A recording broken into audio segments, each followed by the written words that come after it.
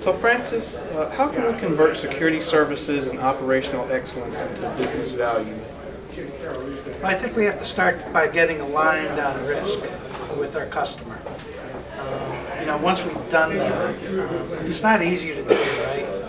We have a very fast-changing world. We have a very fluid, multinational risk environment. We're all reading the same headlines every day. So what's happening is that leaders are reading not only about their risk, but their family members are reading about the risk. The stakeholders, the customers are reading about the risk. So how do we stay current? How do we stay relevant? And how do we speak persuasively about what the mitigation is? So I think it's a three-step process. First, we get alignment on what the risk is to the core process of the business, what it means for leadership, what it means for regulatory compliance, what it means for the confidence of the customer in providing services that make them feel more safe and more secure. And then how do we communicate that relevantly? So how do we make sure that not only do they feel safe when we send them across the world, or when we ask them to trial a new service or a new product or a new protocol, but that they understand that we are testing it for performance, that we're relying on them for feedback, and that we're measuring it in a way that not only shows them that the objectives are achieved from a performance point of view, but that we can also demonstrate that we have arrived at some sort of facilitation or some sort of optimization that saves money, that protects additional revenue, that allows us to go places and markets we haven't been before, and that we in fact are not only going to be safer and more secure, but we're going to be more profitable. And secondly, Francis, what's new in the security leader quote-unquote army of one world? Well, Army of One is a transitional thing, as you know, Joel. So we have colleagues that are leading very large organizations, and we have others that are transitioning to be a one-person band.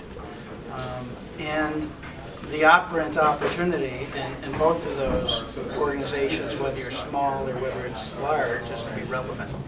So how do I influence? And it doesn't make any difference if I have a large team. If I have the ability to communicate that this is what the opportunity is for the organization, that this is what the regulatory expectation is from a brand point of view, that it's a regulatory expectation plus for the customer because they anticipate that we're thinking ahead. One of the things that security leaders and leaders do in general is they sometimes discount what the power of their brand reputation is.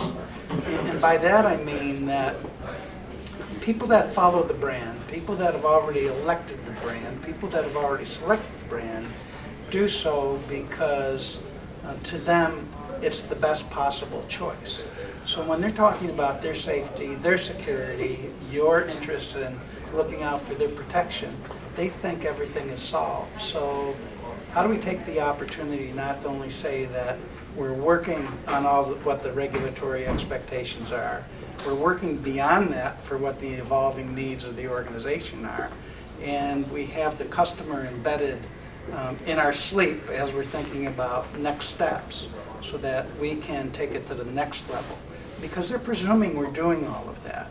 So we'll talk a lot about, with next generation leaders, whether they're big, small, armies of one or armies of many, how do we influence that confidence that we're meeting those expectations, that we're delivering performance, and we're reaching beyond that for the next opportunity.